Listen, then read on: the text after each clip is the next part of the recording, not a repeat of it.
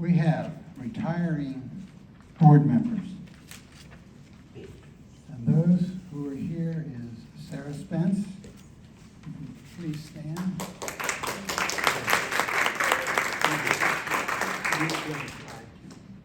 That's Sarah and Ellen Sholnick. She's not here, I believe. Marie Grunwell.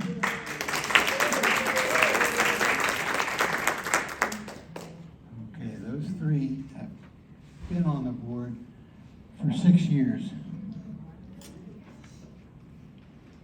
We have new members, 2 of which are here that I know of, and one is Marcia Birnbaum.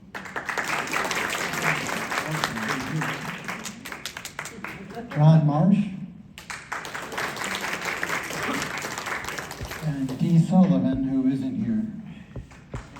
He has an appointment with a doctor today and wasn't sure she was going to make it. So we want to go in. On the next slide, we have information that I know is going to make most everybody happy. I'll touch into it quickly. It has to do with hiring of our director. We have, yesterday was the day for the final day for accepting applicants. We've got 11 good ones, 5 of which seem even better than the 11. So we have, committee's got quite a bit of work to do to wade through and pick somebody, but we have some very good applicants to help run the village. So this is very encouraging.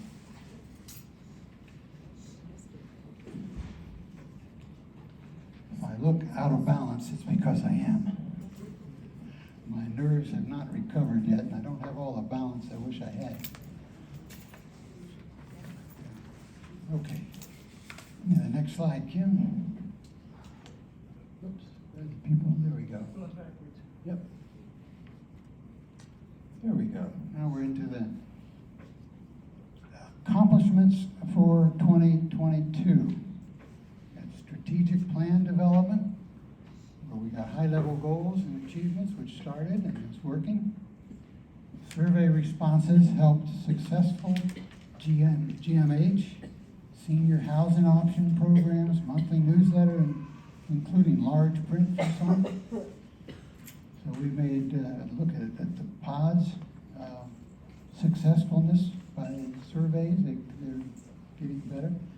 Incorporated member responses on leadership and management, so that we all can improve. Trial membership and lottery initiative were introduced. Proud to work. We are proud of the work being done in corporate with the Horizon Group to make care planning easier for our members. TVIH has a representation in task force reviewing in Howard County housing. So we keep ourselves out pretty much doing what the whole organization is all about, and that's good. Healthy Aging Group collaborates with the county hospitals, the Office of Aging, and has done a very good job.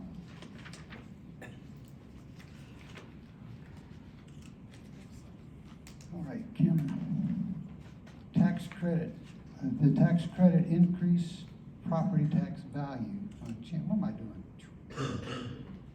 Tax credit changed, increased, lowered the number of years required for adults, seniors to extend tax credits. Zoom programs are recorded, so if you miss a program you want to be a part of, you can get on the website resources directory, and they're all in there. We received some grants for COVID. Pete was very good with that. Got some employee tax credits and some economic boosts to that. We have a wire loop system which should help hearing in some of our meetings in the office. That will be installed. Numerous website improvements. We had a donate button on the renewal, a short video on the home page, created custom pages, action buttons for the overall there should be easier to use the website and the pages on the website, and it certainly looks a lot better than it did, I believe. We developed also the new logo, which is at the top, and updated our mission and vision statements. So we're looking forward to a great new year in the 2023. Okay, one more thing.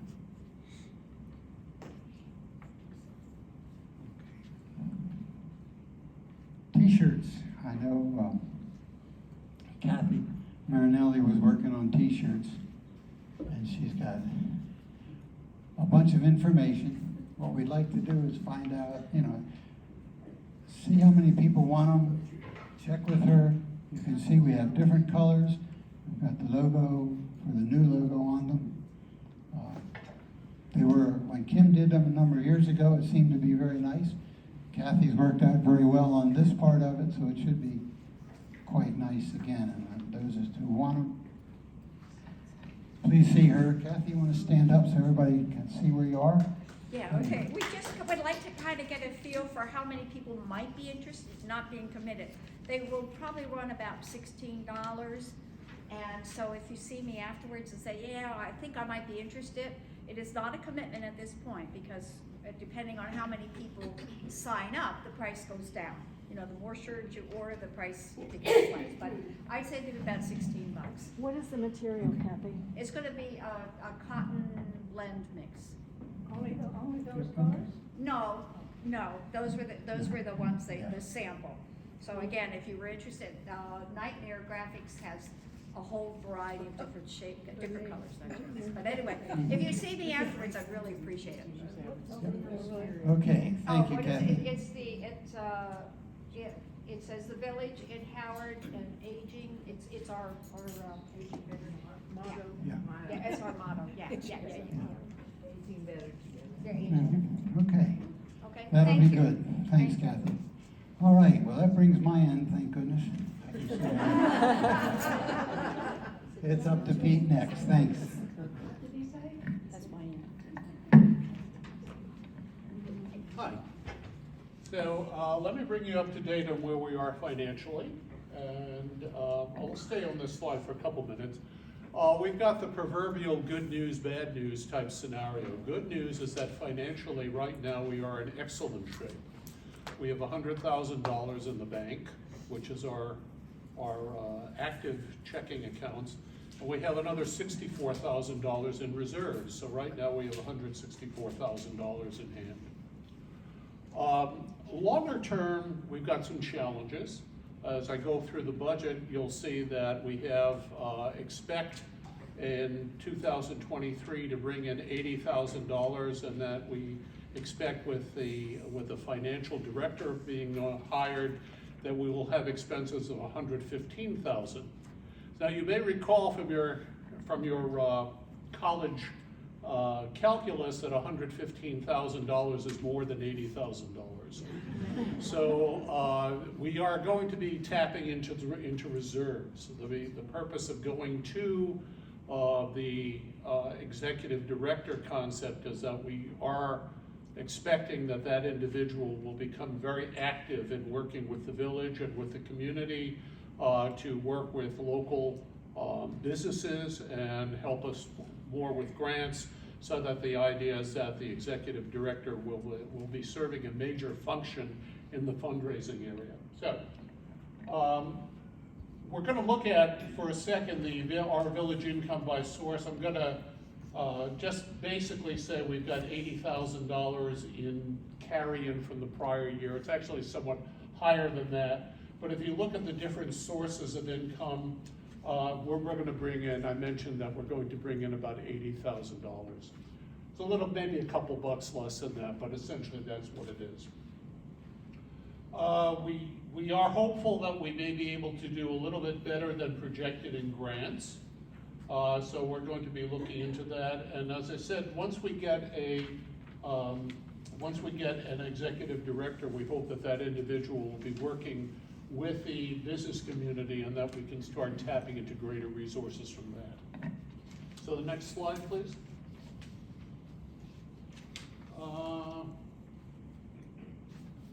skip a slide on the fundraising by category? Oh, okay. As one of the activities that I had is also chair of the fundraising committee. The fundraising committee does several things. We put on several programs, 3 this year. One was the 50-50 raffle, which brought in about $3,000. The second was bingo, which brought in over $6,000, and the third was the annual appeal, the letter campaign, which brought in $11,000. All 3 of those fell short of expectations. Last year, what we had done was we were thinking that the year before that tickets for the 50-50 raffle were $100. We sold 133 tickets. We kept half of that, so we brought in about $6,000. This year, the thinking was if we cut the cost in half, that we'd sell more tickets, and we would actually come out ahead. So we cut the price of the ticket to $50, and we sold almost the exact same number of tickets.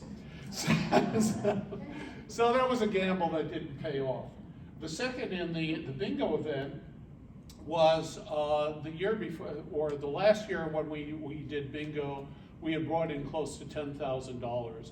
This actually was a good event. It's just that when you've got several hundred people in close quarters during a endemic, people were less enthusiastic. So we had about 150 as opposed to about 300 people when we did this a couple of years back.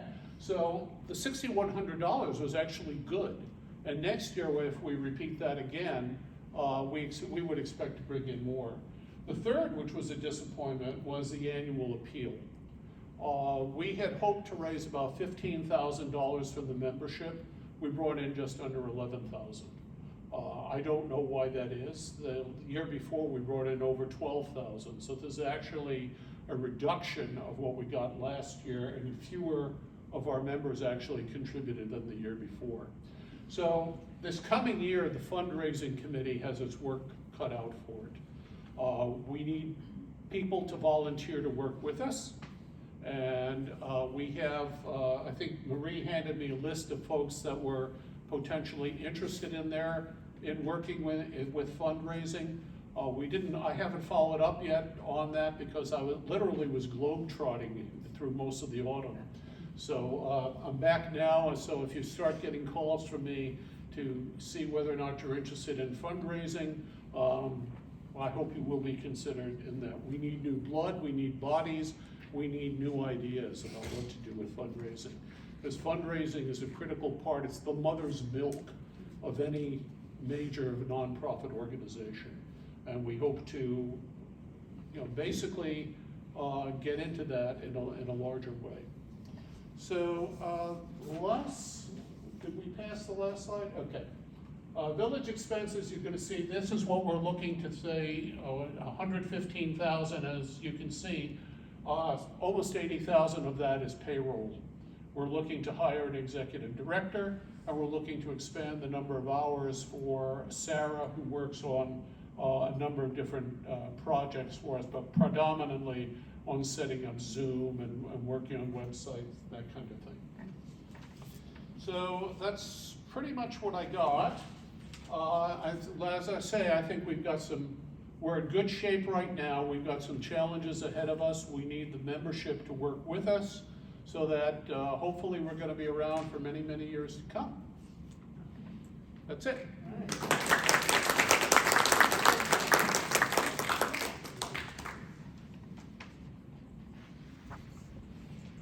Marie, there's a question. Yes. I just wanted to ask Pete, which of those categories was the COVID money? We got money for COVID. That's actually from, most of the money we got from COVID was actually in 2021. Yes.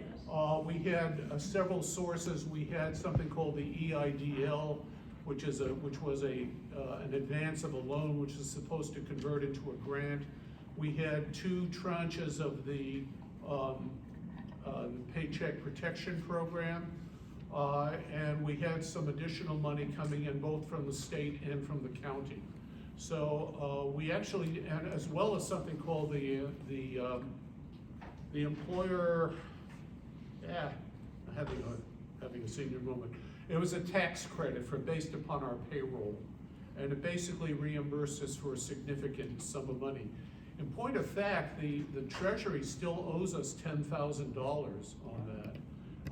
We filed our application for that tax credit last January, and if you've been reading the newspapers, the Treasury Department, the Internal Revenue Service is still hugely banked up. So they owe us $10,000, we're hoping to get it someday, but right now, we wouldn't even know who to call to find out where it is. Right, I read that they're trying to claw money back. I'm sorry? They're trying to claw money back, I don't know, so, they're trying to claw money back that they gave out in COVID because they gave it out so freely, that's what I read in the news. Oh, no, we're not in any danger of that. We got clearances for that. The money that we got from the Paycheck Protection Program, we accounted for appropriately, and we got a clean bill of health from that. So how much total COVID money did we get? How much was that? How much total COVID money? I'm having trouble hearing you, Mary. How much COVID money did we get? From different sources, I would say over $40,000. And I mean, that, we did actually, we were pretty aggressive in going after that, both at the county and at the federal level and at the state level, and they were, and we were lucky. So it basically really did keep us afloat. yes, But of course, that's over. we were lucky to have you. Yeah.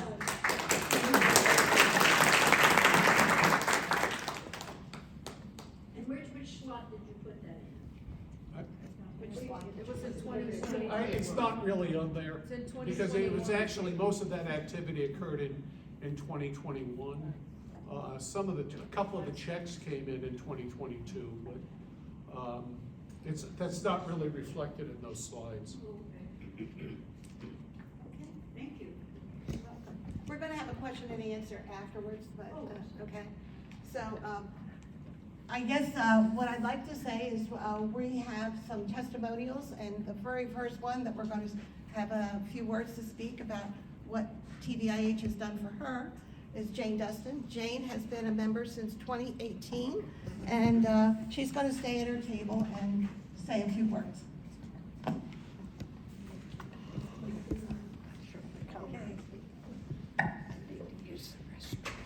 Okay, I'm not a speaker, but Susan called and asked if I would talk about the wellness calls that ladies have been doing. I think maybe started with COVID, I'm not sure. That's when I began getting them.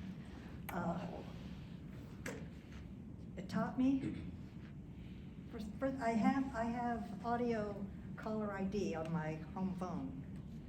It taught me whether I can understand the ID or not, answer the phone. So, if it says Galveston, Texas, I may not answer yet. But if it sounds like it might be a rare person, I try to answer because I don't always recognize all the names. It has been very helpful and uplifting would be the word, I think, for the ladies to call. And sometimes it's quite a conversation, and sometimes it's just, how are you doing? And we exchange a few words. Either way is great. Sometimes I think I tend to go on a ramble, but I've become acquainted with some of the gals rather well. A couple came out and helped me divide some of my hostas one day last summer.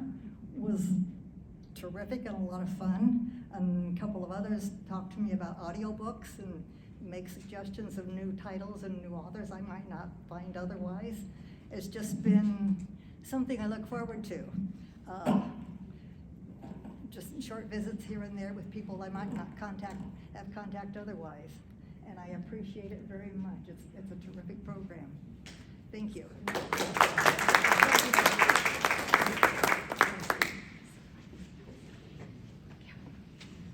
This is Lynn Pakula. She's been a member since June of last year.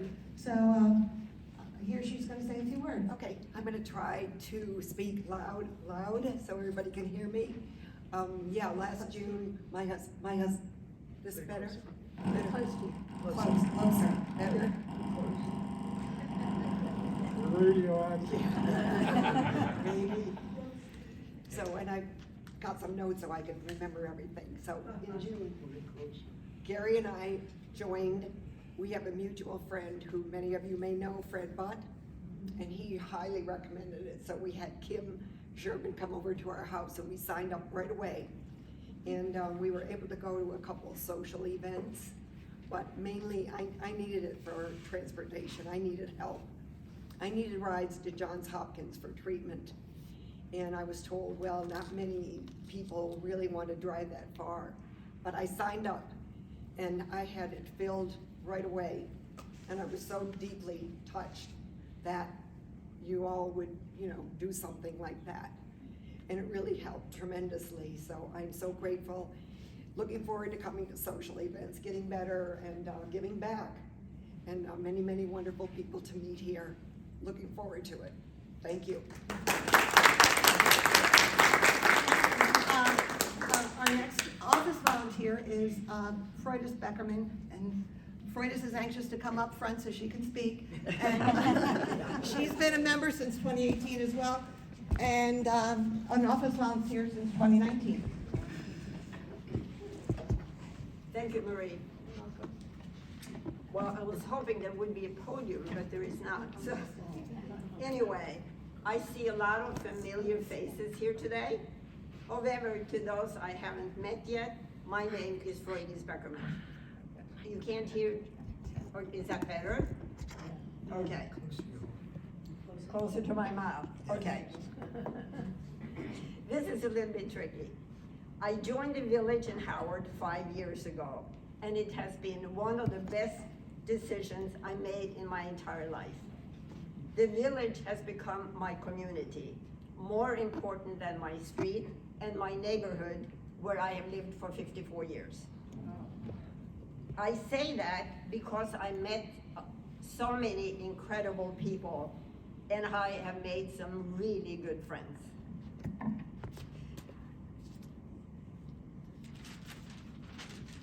The village has kept me active and in shape. I walk Saturdays and Mondays and even Sundays in between. The village keeps my curiosity up for learning new things. Every Wednesday at 9 a.m., I join Good Morning Howard. There are programs on tax assessments, tax credits, elder law, sailing, and even my favorite 2022 movies. I belong to a women's pod. We are 7 women who have gotten together for 2 years plus. Sometimes we talk and sometimes we travel. We've been to Brookside Gardens when the azaleas bloomed. We've been to Frederick, Maryland, and we have also been to Annapolis on the bay. We went out on a boat, and then we had lunch in Eastport. It was very, very pleasant. While I take part in many social activities, I try to give back some, because it really takes a village. I became an office volunteer 4 years ago. Susan Heilman actually recruited me at the annual meeting after I gave a talk on a village overnight trip to the Brandywine Valley and Longwood Gardens. As an office volunteer, I am part of a group of 12 women who reach out to members who want to live independently, age in place, but can no longer do so without the help of others.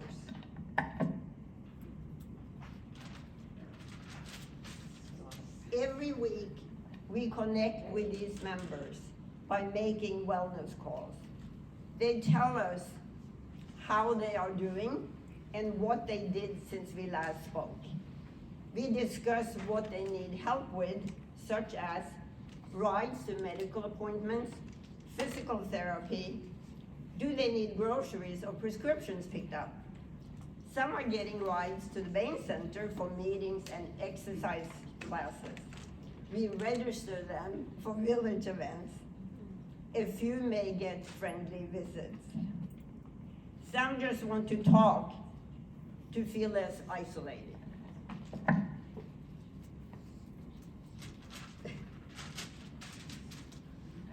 During the pandemic, we made calls from home and scheduled rides through our computer system, Club Express.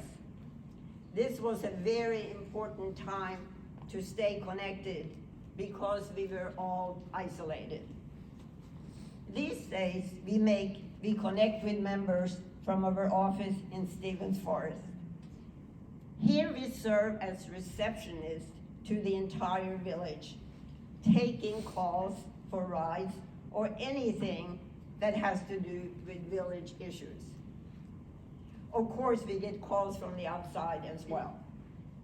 We assist anyone coming into the office in person with checks, books, or questions. We may also help set up in-house meetings. We are the behind-the-scenes people, the people that help keep the wheels running. I do want to mention that we have 27 terrific drivers who help get our members to their appointments. Some of them are here tonight. I was hoping that Carol Spangler would be here tonight. Oh, there she is. And Carol, I am so happy you were able to come, and I enjoyed talking with you the other day.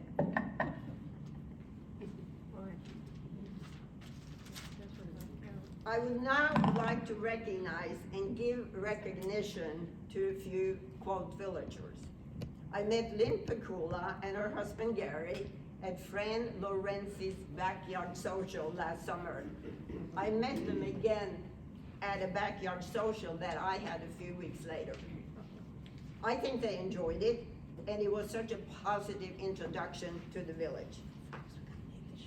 Yeah, I'm almost finished. Okay. All right, I had a story to tell, and I want to tell the whole thing. I have known Jane Dustin for quite some time. We have weekly conversations and talk about anything under the sun, even politics, a village no-no. Last summer, Jane invited me to see her beautiful blooming flower garden and receive some hostas if I wanted them. Well, I will never forget digging up hostas. Wait, 1 second. Digging up hostas in Jane's garden.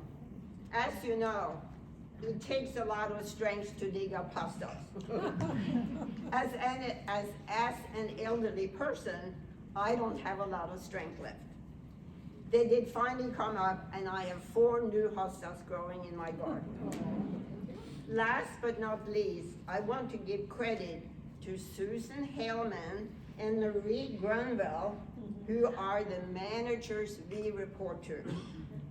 They always encourage us and praise us and thank us for all we do for the village. God bless you.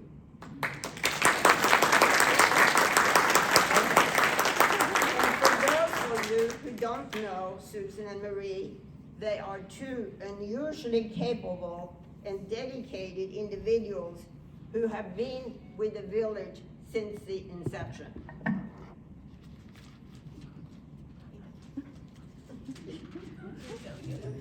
Okay, wait.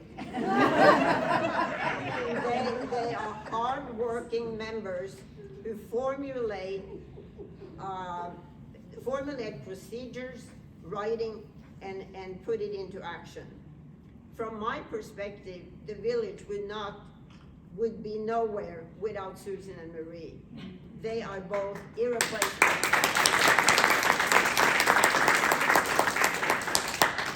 In summary, I want to say that being a village member and an office volunteer have been a very rewarding experience. Thank you very much.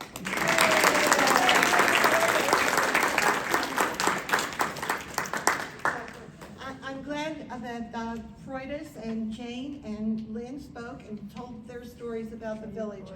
But please know that none of this could happen if we did not have volunteers. We're in need of transportation and office volunteers and committee volunteers, especially for finance, fundraising, membership program. There are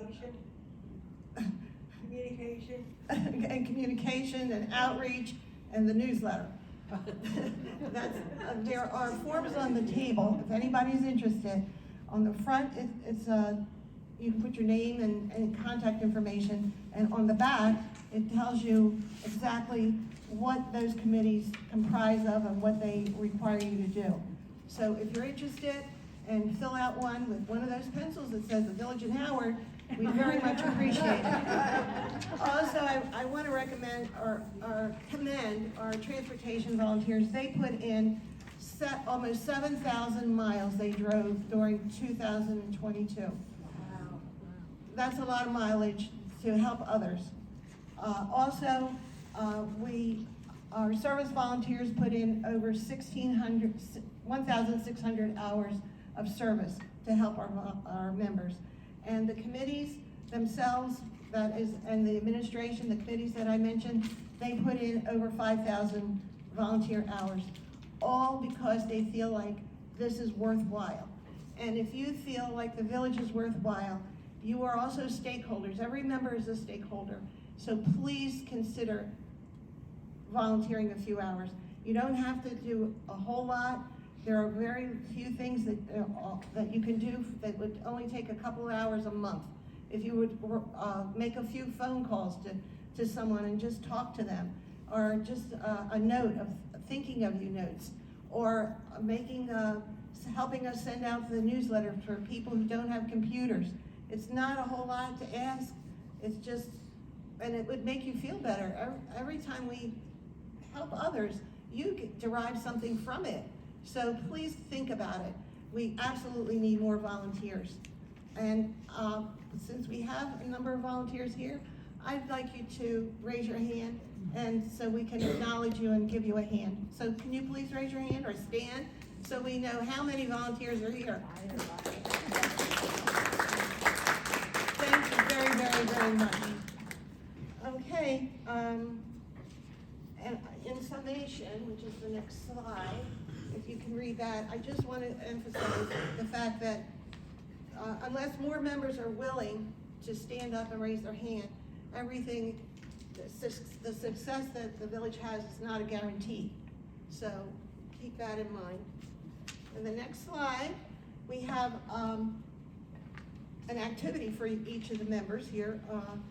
There is an envelope on the table for a board member. And that board member, you will have 10 minutes. Jim's going to put his timer on. You're going to have 10 minutes. Open the, Sarah, is there one board member? Okay, there was supposed to be a board member seated at every table. Oh, okay, Marcia, okay. Okay, all right, and we're going to, the board member is going to explain the activity and see what ideas you can come up with. Okay, guys.